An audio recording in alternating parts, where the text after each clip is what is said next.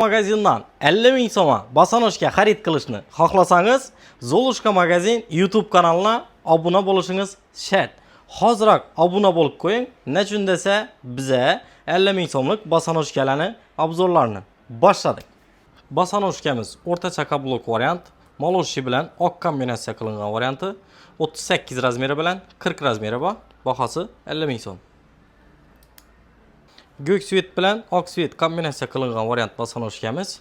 Razmeri 40 razmer qolgan. Bu variantimiz ham o'rtacha kablok. Bahası 50 ming so'm. Üstü oq svet, cheti moloshli svet kombinatsiya qilingan variantimiz. Razmeri 38 bilan 40 razmeri qolgan. Bahası 50 ming so'm. Svet bilan osmon svet kombinatsiya qilingan variantimiz. Bundan 37 razmer bilan 40 razmeri bor. Bahası 50 ming so'm. Bir neobычный modelimiz. O'rtacha kablok.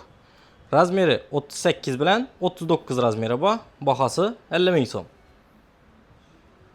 Boshnoy original Hermes modelimizdan 37 bilan 38 razmeri bor. Bahası 50 ming so'm. Bitta firmasından shuning Xo'shray modelimiz. Razmeri 36 bilan 38 razmer qolgan. Bahası 50 ming so'm. İki firmasından Xo'shray Bosanoshkamiz.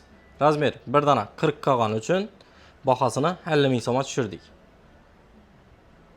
Bu Xo'shray topishkamizdan bir dana 37 razmer bor. Bahası 50 ming so'm.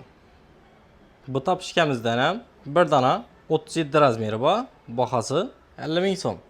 Bu modelimizdan ham bir dana 37 razmeri qolgan. Bahası 50 ming. Altın svet chiroyli topishkamizdan bir dana 36 razmer qolgan. Bahası 50 ming so'm. Qora svetinden ise 36, 37, 38 razmeri bor. Bahası 50 ming. Kalat svetimizden bir dana 36, bir dana 38 razmeri bor. Bahası 50 ming so'm. Bu modelimizden bir dana 38 razmeri kaldı. Bahası 50 ming so'm. Elektr svet tuflimizden 36 razmeri bilan 40 razmeri bor. YouTube kanalımız obunachilar uchun aksiyada 100 ming so'mdan. Bu chiroyli shilofkamizdan bir dana 36 razmer kaldı. O'rtacha kablok. Yurishga dim udobniy model. Bahasini 100 ming so'm qilib beramiz. Razmeri 36, yoddan chiqmasin.